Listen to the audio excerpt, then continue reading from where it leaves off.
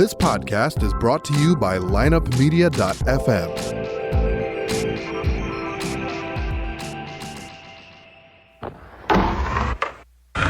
Because if you can tell me what your habits are, I can tell you what sort of a person you are. I can tell you what your future looks like.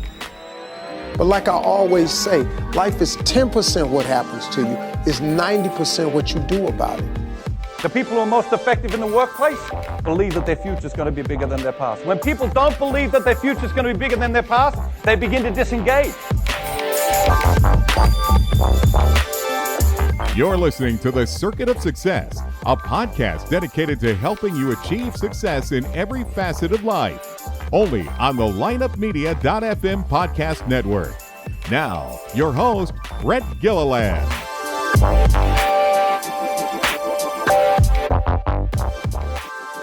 Welcome to the Circuit of Success. I'm your host, Brett Gilliland, and today you can see on the screen here, if you're watching this, man, I've got Ricky Williams. Ricky, how you doing? Doing great. Thank you. It's good to have you, man. So You're coming from Venice Beach, California. Yes, sir. Yes, sir. How's it going? It's a little gloomy here. We're just outside of St. Louis right now. How's it in Venice Beach, California?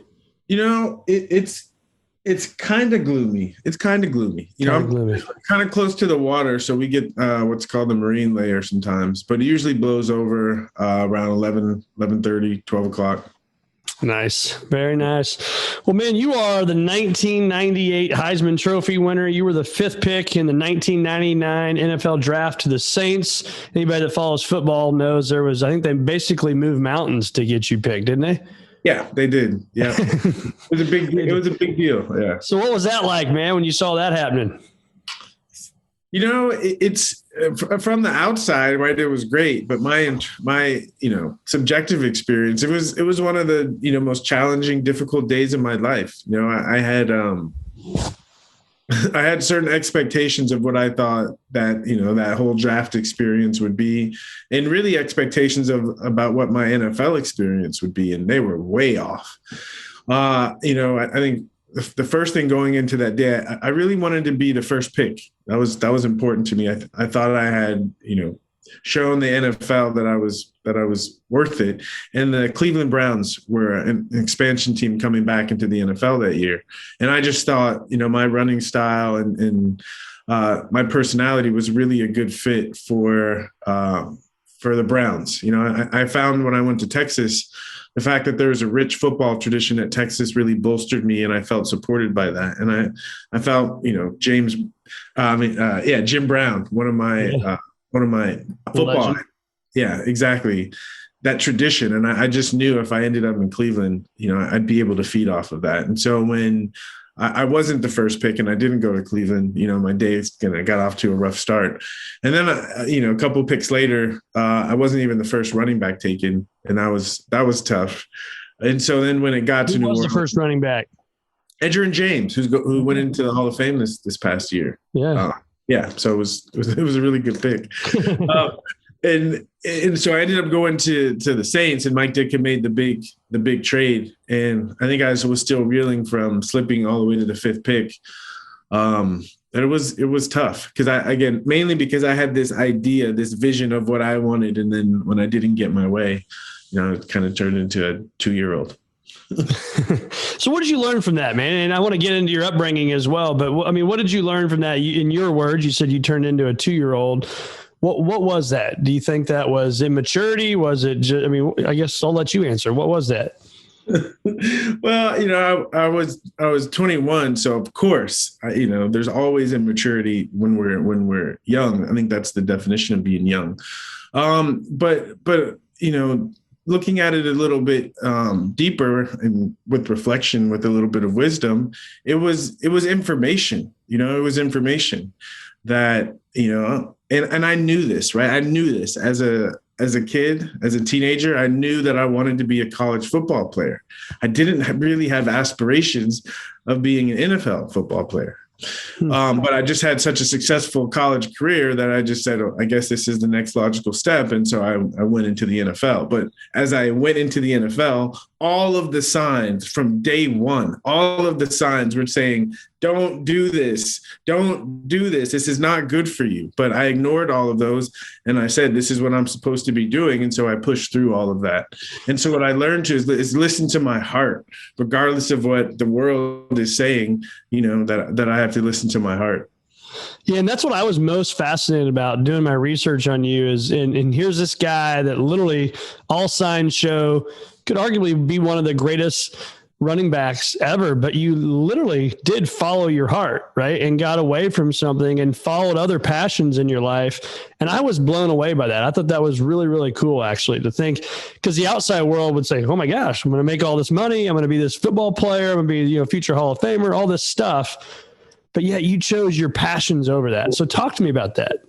Well, I think, it's interesting. I think you think of greatness, and I think there's two kinds of greatness, and one is that greatness where it's our natural, talents and abilities, things that we're just naturally, they're easy for us, right? And so it's easy to be successful and receive a lot of rewards for those things. But in that area, typically we don't really grow or develop much, right? Because it's not challenging for us. And I think there's, the other kind is where we're challenged. And through that, the difficulties, our skills are developed and honed and sharpened, and we move towards a certain level of mastery and proficiency. And I think, that's more dynamic kind of greatness. And I think I recognize, that football was that first kind, that it was great and I received all, but it was stagnant, there wasn't growth and development in my life. It just kept me stuck. And I realized that I had other, areas of greatness to pursue that would be more dynamic and more fulfilling for me. And when I recognized that, it was difficult to ignore it. And I moved in that direction. And you said difficult to ignore it. I got to assume it was difficult to do it too, right? Well, this word difficult, right? And it's fascinating because most people, unfortunately, have a negative attitude about difficulties. But as a football player, my training was to attack difficulties head on with a smile on my face. And so, and with that training, anytime in my life where I could see a difficulty and I got excited about it. And so, yes, it was difficult, but it was exciting. It was exhilarating. It was, it nourished me. It fed me. Yeah, probably it just felt right. Did you worry about what the media and what the fans, what people would say? Did that bother you internally at all? Well, again, I'm a sensitive guy. And so of course it bothered me, but I think the question is, things bother us, but do we allow the bother to take us off course? And so it bothered me, but it didn't bother me enough where I wasn't going to, listen to myself and trust myself. Yeah, that's good. So talk to us about your upbringing, man. So where did you grow up? I grew up in San Diego. Grew up in San Diego, so a Southern California boy. When did you know you were different when you were holding that football, man? When did you know you were different? The 10th grade. It was the 10th grade. And what was that moment like for you? Why'd you know you were different? We were playing Kearney, which is high school in San Diego. And I was a sophomore. And at the time in San Diego, you couldn't play varsity football in California. You couldn't play varsity football unless you were 15. And so sophomore year was really the first time that you could play varsity. So I was a sophomore on the varsity team, and I was a fullback. And we were playing Kearney, who that year was really good. Ended up going pretty far in the playoffs. And I ended up having like 8 carries for like 140 yards or something. And it just kind of surprised me, like I knew I was a pretty good football player, and I had good games, but as a sophomore to perform like that against a team like that, it gave me a level of confidence, and I knew there was something. And I remember that same year, we were in a game, and I was playing fullback, and I got the ball and I was running, and people just kept bouncing off of me. And I didn't know that I was like doing anything, I just recognized that, okay, I have some kind of talent here. That's amazing. But I think what people, don't always appreciate is I think my greatest talent is my pursuit of perfection. And that it was I enjoyed the process of getting better, of looking at the mistakes that I made and learning, okay, how can I look at this differently? How can I change, my perspective, or what can I work on so that I don't make this mistake ever again? The Texas tornado, isn't that what they called you, man? You had people bouncing off of you, just blowing up storms through people. Yeah, it became a nickname, but it was really just a cover of Sports Illustrated that they came up with, but it kind of stuck. Yeah. So when you say I had the kind of the mindset of perfection, I mean, so whether you were playing football or today in business, I mean, how does that play out for you when you think about our listeners right now? They're exercising, they're driving down the road. What is that process like for you? That process is it's rooted in humility. It's rooted in humility. And, after a day, after a situation, after a meeting, after a podcast, to always take a minute and to reflect, how do I feel about that? And the things that I feel good about, I'm like, yeah, that felt nice. And the things where I was like, I could have been more honest, I could have revealed more, or, I missed something, or I held some, just thinking about it and just taking a note and saying, okay, all right, that's something to take note of. And then if I see patterns and say, okay, maybe this is something I need to work on. And then, I'm talking to my analyst once a week, I'll bring it up and we'll talk about it and I'll be able to look at it.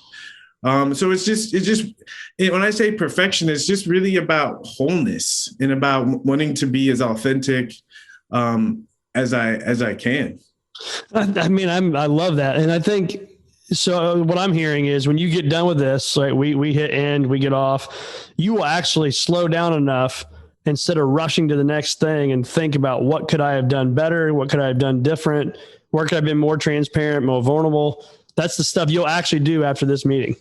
Well, the thing that I noticed about myself is even if I didn't take a moment, it would haunt me the rest of the day. And so I find, for me, it's just nice to just take a moment and to reflect. But in that process, it almost becomes natural. So it becomes like in the moment, like where if I say something and it doesn't feel authentic, I'll just stop and say, hey, wait a minute, where it's really a mindset, like it's programming the habit of being mindful.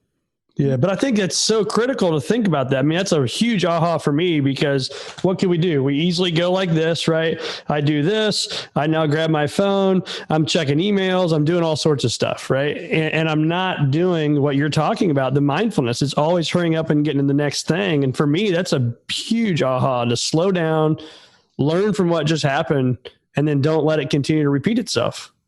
Now, when you said analyst earlier, is that a coach? Is that basically like a coach?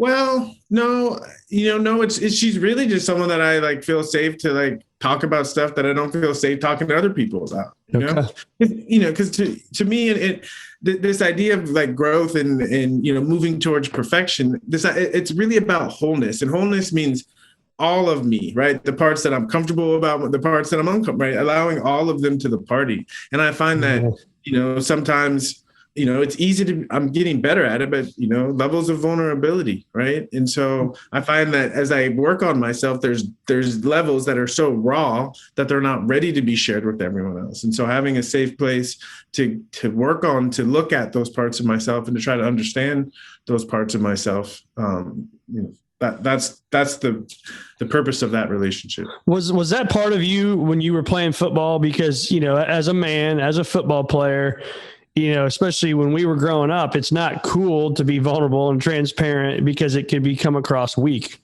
And then here you are as this football player that literally blows through people, but yet you have these feelings, right? And a guy to talk about their feelings. Well, here's the thing. Yes, that's the training, but that training doesn't make the feelings go away.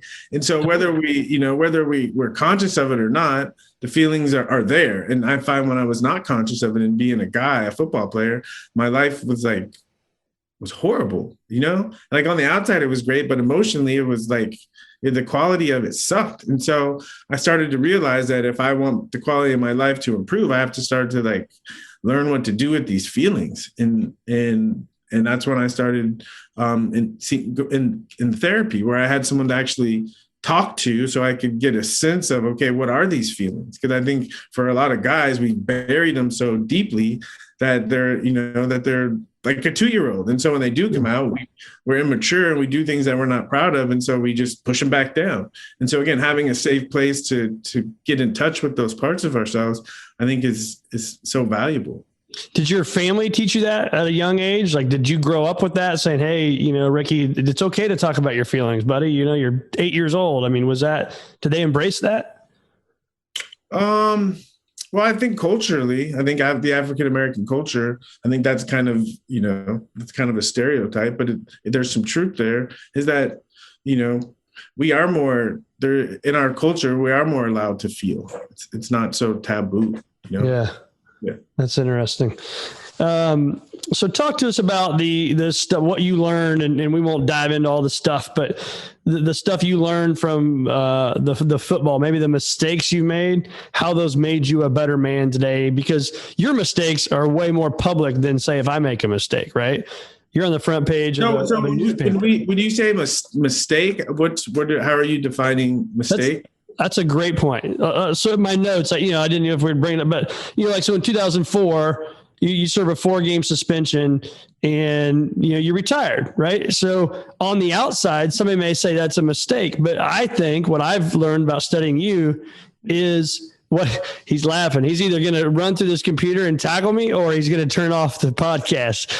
No, this is great stuff. I'm laughing because this is good stuff. Yeah. All right, good. So, and I just want to dive into this stuff, man, because I love talking about the circuit of success. Excuse me, the circuit of success. It's not a straight line, man. There are hiccups along the way. There's the entrepreneurial roller coaster, as we know as business owners, right? There's good days, there's bad days. Yeah. Yours are on the front page of magazines. Mine are not. Yeah.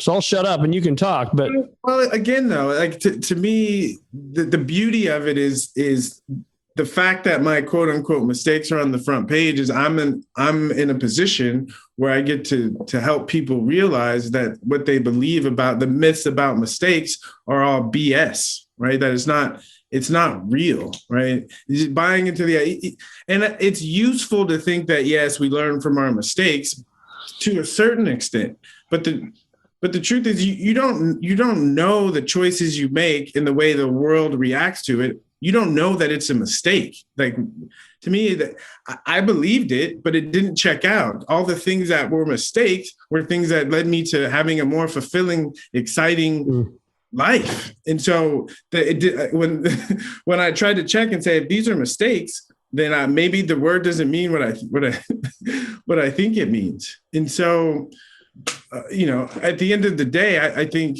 to really live a fulfilling life and all of the things we go through, they're trying to tune us into ourselves and to believe in ourselves and to know that if you believe in yourself and you keep an open mind, you'll be fine, right? You'll be better than fine. And I think all of the mistakes are trying to say, stop trying to do it the way you were told to do it, right? That there's a different way to do it. And if you wake up to that, your life becomes better. Such a great answer. So we talk about this in a lot of these shows, is the fears we put in our minds, and fear again can mean different things to different people, right? And it can drive people, it can hold people back. But how many of the fears that you maybe put in your mind actually blew up to the magnitude you put them in your mind to be? All of them. They did. I want to talk about this, man, because you're the only guy that's ever said that. Of 240 or 235, whatever it is, episodes, everybody usually says none of them. But now you're saying all of them. I'm anxious to hear that. Yeah. So what I've found is fears, right? One of the things that I've learned, and I truly believe this, and I think it's a valuable insight, is that thoughts are things. Okay. Thoughts are things. Okay. And so when we have a fear, right, regardless if it's justified, whatever, just the idea of a fear, that fear becomes a thing in your life. Okay. Right? That you're always in relationship with. Okay. And so when I say that it always shows up, is because the energy of that fear exists in our life, and it directs the choices we make. Okay. And so what I'm talking about more is this idea of our self-fulfilling prophecies, right? That all of the things that come in and stop us and block us, they are the creation of our fears. That's deep thoughts of Ricky Williams right here, man. I love it. So what are you when you hear me say visualization or your vision, what do you think about, and do you have this well thought out plan of what, the next 5 and 10 years looks like for Ricky Williams? I don't. My idea of vision is just that. It's what you see. Right. It's what you see. And I think you can look into the future and with vision and you can see a certain future. And so I'll give an example. So I did a reality show, Celebrity Apprentice, but it was with Arnold Schwarzenegger, not with Donald Trump. And one of our tasks was to we had to do a commercial for a barbecue sauce company. All right. And I wasn't the person in charge. I was just on the team, and we were sitting around on the table and we were thinking of, okay, what can we do? Right. And it's a tense environment because you have to come up with an idea, and like we had to shoot a commercial in like 5 hours. Okay. And so I'm sitting there and I'm like trying to think, okay, what can I do? What can I do? And I just sat there and took a deep breath. And then like the whole image, the whole idea of the commercial just popped into my mind. Okay. To me, that's vision. Okay. That's vision. And then the idea of the plan of how to execute, that's the plan. Right. But to me, the vision is where you see the possibility of what can show up. And then the plan is, okay, how do I put this into manifestation? And so I've seen a vision of where my life is headed. And now the process is putting the people together and executing on that vision. Yeah. And that's what I was going to ask. So how do you do that? Right. So how do you execute on this vision? Is it goal planning? Is it strategy work that you're doing? Is it just taking action and showing up every day and getting to work? It's really showing up, it's showing up. So the same way the vision comes, the vision has a quality, right? It has a quality. And it's about, as especially as a leader, as we move forward, recognizing, who, what opportunities, people match the quality of that vision, right? Yep. And so kind of like a conductor, putting the pieces together and keeping them, moving in harmony. Yeah. To help to make sure that, everything stays on course and moving in the direction of that vision. So what would you tell yourself if you could give Ricky Williams advice 10 years ago? What would you tell that guy? 10 years ago, 2011.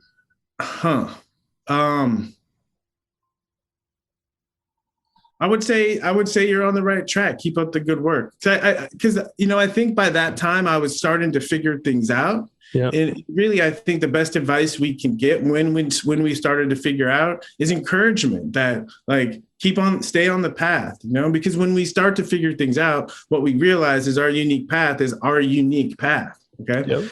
And we need encouragement, not to follow a certain path, but we need encouragement to trust ourselves and to follow our unique path. Yep. And how do you do that though? Because you go from, hey, I'm going to be a football player. And again, I'm using air quotes here. If you're just listening, that I can make all this money, but yet it's not making you happy inside. So therefore I'm going to go follow this dream. But what if that dream doesn't work financially? What happens, right? You have people listening right now. They've got spouses and kids and houses and different things that they got to worry about. So it may be holding them back from following their dream. So this is what I was talking about the fear, right? That because what you just brought up isn't a reality. It's just a fear. So what? It's a fear. You have to deal with that. You have to deal with that fear. But to avoid making a choice because of that fear, I think that's the sin. But the fear is there. Look at it. Answer the question. Okay, so what? So what? Right? Because I think ultimately, right, what fear is trying to allow us to do is learn courage. Right? And part of courage is creativity, right? I have the ability that whatever life throws at me, I have the ability to figure it out. And with that kind of confidence, then we can deal with the fears. But if we don't have that confidence, then the fears just make us not deal with things. Yeah. When you hear me say the word anxiety, what comes to mind with that word? life, right? Life. Life creates anxiety. That life creates anxiety. And I think, to truly incarnate and to be alive is you have to learn to deal with anxiety. You have to learn to deal with it, not to avoid it, not to numb yourself to it. You have to learn to use it. Did it hold you back at all? It held me back. Hell yeah, it held me back. So yeah.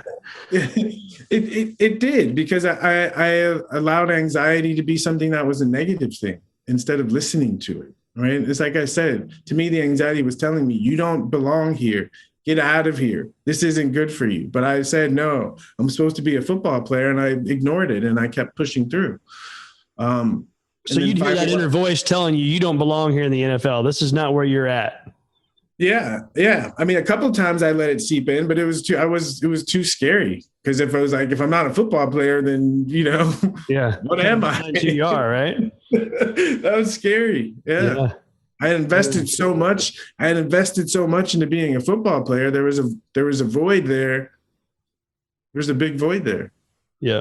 And that's what I think too, is like, how do you overcome that? The people that, hear me talk about anxieties all the time on this show is, how do you battle through it? How do you overcome it? I don't think it's battle through it. I think it's listen to it. I think the battle through it is the problem. I think it's listen to it. The anxiety, it's not there because it's something bad. It's there because it's trying to tell you something. So walk me through that. I love this, by the way. So instead of battling through it, and it'll be fine, and have your self-talk, whatever it may be that people get through it, you sit there and feel the anxiety, listen to it, then what? Well, so I mentioned, it's important to have someone that you feel safe enough to share the anxiety with, right? Yeah. Because again, it's just information, but it's internal and it's so subjective. It just scares us. We can't get a bearing on it. But if there's someone that we feel comfortable and safe enough to share that with, then we can look at it and we can be like, oh, right. Because what I'm saying, it's information. But if we buy the idea that this is bad or this is wrong or I shouldn't feel like this, then we lose access to that information. And so the information has to try to find another way to get in. And so the anxiety gets better. It doesn't get worse. Yeah. So what's Ricky Williams up to today, man? What's life like today? It's busy. Goodness gracious. So, I'm into doing a lot of things. They're all related. I have my own podcast. I'm a professional astrologer. And so I do a couple of readings a day. I'm the CEO of a relationship app. And so, startup world is crazy. Yeah, I'm a father and a husband, and thank goodness, my wife is my partner in all my businesses. Oh, that's cool. Yeah. That's really cool. So what are you most excited about in the future? If we were to reconnect, a year from now, 3 years from now, and you said, "Man, this happened, Ricky. What is it? And what's it like?" It's Lila. It's the relationship app that I'm working on. Lila, Lila. Lila. All right, tell me more about that.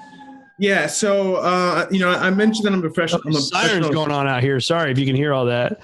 Yeah, I mentioned I'm a professional astrologer, and when I met my wife, we started studying astrology together, and we started to use it in our relationship, and it was just really incredible how it helped us navigate,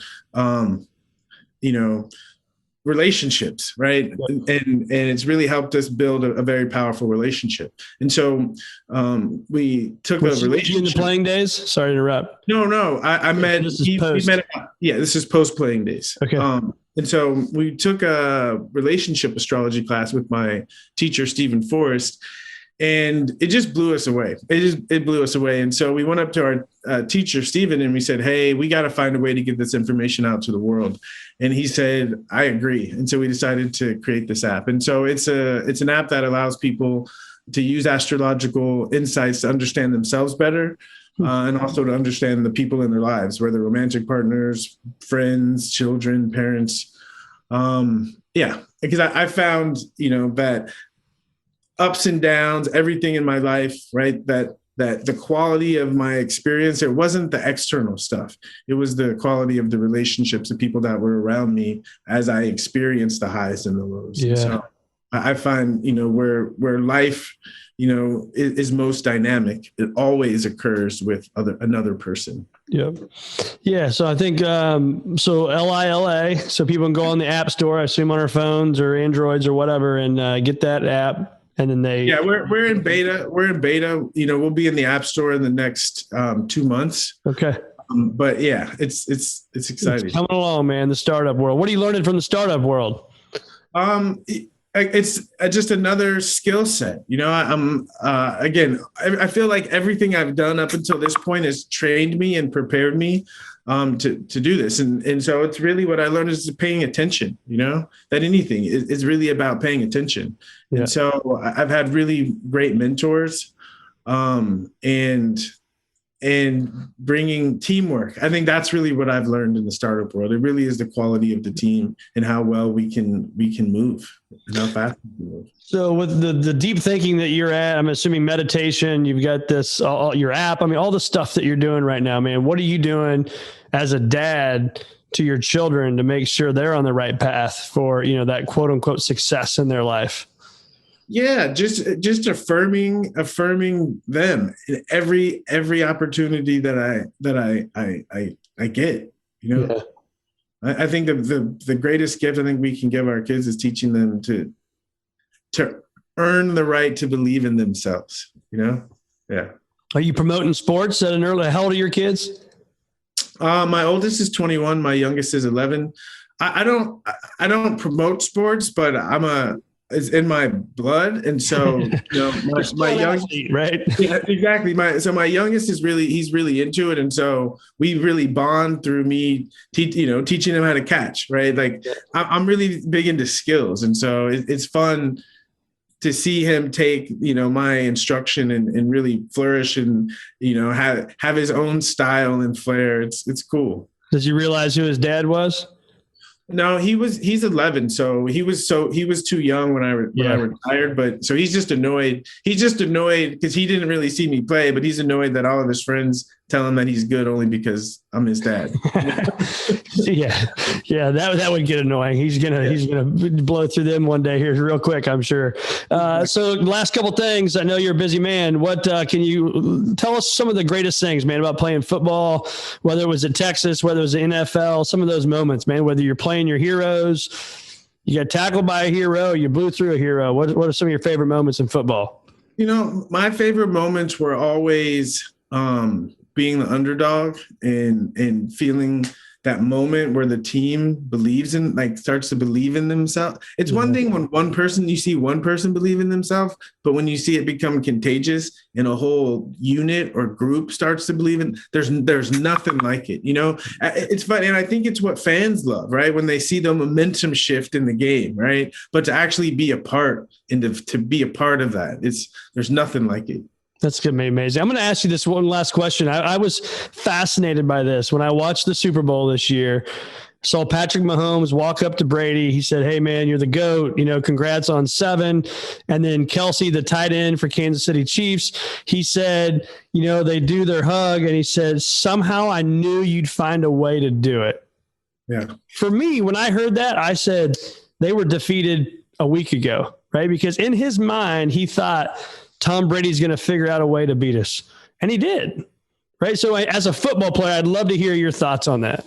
Well, honestly, I wouldn't necessarily say he was defeated then. I would say it was an awareness. It was an awareness, and sometimes, especially in team sports, and this is what I'm talking about, you realize the momentum of a team is what determines the outcome of the game. And yes, the leader is the one that can conduct and generate that energy. And you could feel it when the Bucs got into the playoffs, right? Yeah. You expected them to win the first game, but everyone expected them to lose the second. And when they won that game, you could tell that the confidence right, the momentum, because the momentum shifts in a game, but it's more magical when it shifts in the season, right? Yeah. Right. And so you could just tell what they had it, and you could tell the Chiefs and Mahomes realized he didn't. maybe if he would have, that week before where he realized it, if he could have said, okay, what can I do to try to address this and get the team's morale up to meet this, then he could have done something about it. But I think it was an awareness. Yep. Last question, I promise. Where's the Heisman Trophy? I sold the Heisman Trophy. Did you really? I did. Yeah. I sure did. How was that? Was that emotional? Or you're like, nah? It wasn't. It wasn't. It was one of those moments in life, and we talked about mistakes, right? And I like the word failure because I looked up the etymology of the word failure, and it means to stumble. Okay, it means to stumble. And so, it was one of those moments. It was one of those moments in my life where I was at a crossroads. And at the end of my NFL career, my financial advisor was a really close family friend. And about 2 years after I retired, I got a call from the IRS telling me that I hadn't paid taxes in 4 years. And I was like, wait a minute. And so I called my financial advisor, and she started to like make up a story. And I was like, uh-oh, Yeah. So over the next couple of months, I realized that literally all of the money I had made, she had been using it to live off of. And so it was one of those moments where I was like, okay, I thought I had $8 million in the bank, and I realized that I don't have any. And so it was like, do I panic? And I realized, I was in my office and I realized, I looked around and I had art, that I had collected. I had a whole bunch of trophies, and I realized I'm fine. I'm fine. Yeah, I'm fine. And I was able to. That alone is incredible to think. Most people would freak out. Yeah, I almost did. I mean, the thought crossed my mind, but the reality was I realized the reality of it was that I'm fine, right? That I've built enough, assets, resources that I can land on my feet and rebuild. Yep. That's incredible. Well, I could go on for another hour and a half with Ricky Williams, man, but I know you got things to do. So where can our listeners find more of Ricky Williams? How can they reach out to you? I think that to really hear more of what I'm about and what I'm up to, check out my podcast. It's Curious Questions with Ricky Williams, and anywhere you get your podcast. And Instagram, I got the Instagram handle @Williams, so easy to find there. It's a nice one to get. Yeah. And I think that's enough. Easy to find me those places. Awesome, man. Well, thanks so much, Ricky, for being on the Circuit of Success. It's been awesome having you, and just such great, deep thoughts. I was excited about it for coming into today, and I'm really excited we got to connect. Yeah, me too. Thank you.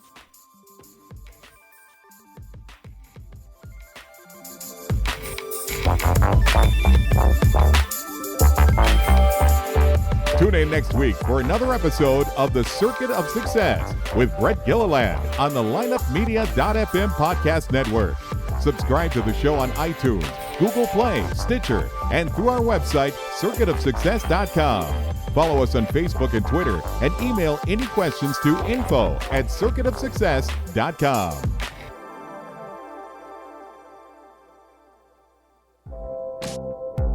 This podcast was a presentation of lineupmedia.fm.